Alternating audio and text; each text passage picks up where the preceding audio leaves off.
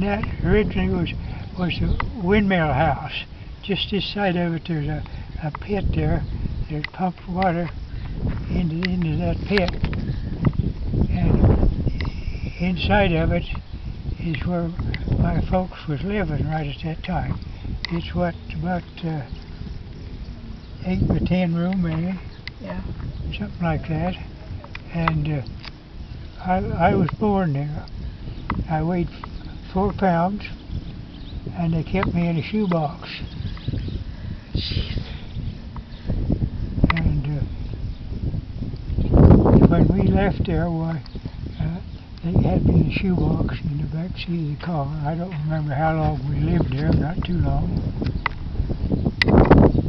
And then Clifford Thompson, the ones, most of these young Thompsons was his, he was a genius, kind of like Jeff is with electrical stuff and all that. He built a generator from an electric motor. First he had a radio in a tin can, and then he went to this other stuff.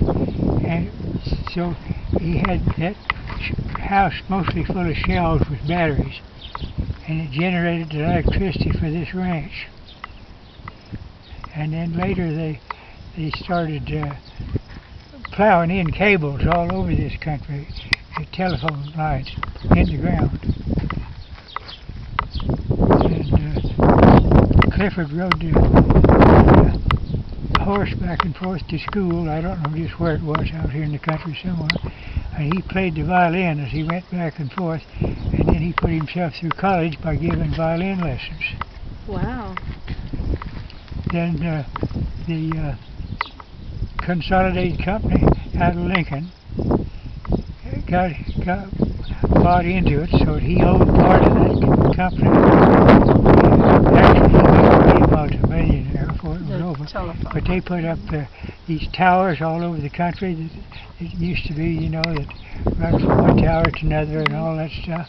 He'd been before Congress and got grants for that kind of stuff. And he was kind of like Jeff. He was a little bit ahead of everybody, you know. Yeah.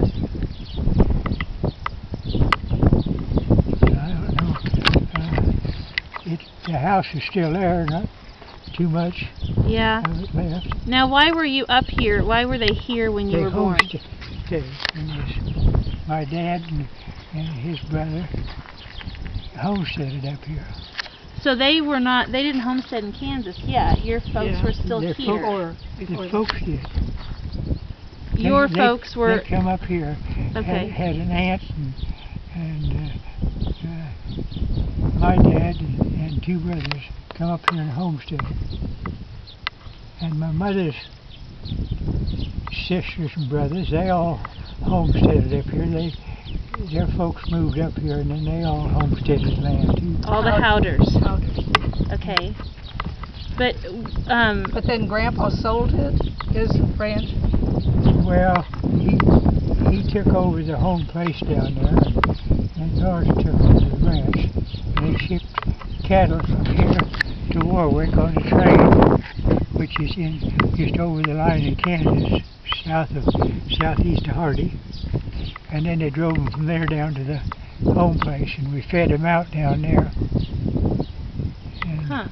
And then they shipped them, scanned it, and they divided up the money between here and there.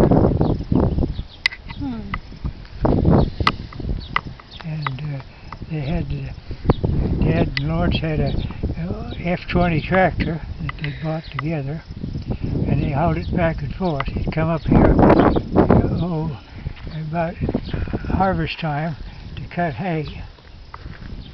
And when they put up hay, they used an overshot tractor, or an overshot stacker, I guess you'd call it.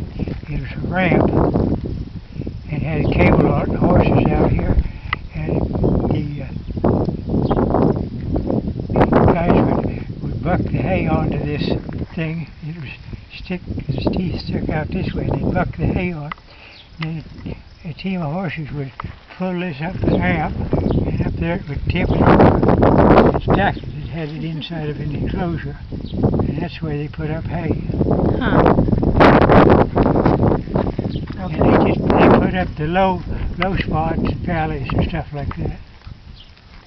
And then when they had time, where they had blowouts in the roads, they hauled hay there, and hauled manure there. Hmm. Not too bad, but then Yeah. pull out and start another track around it.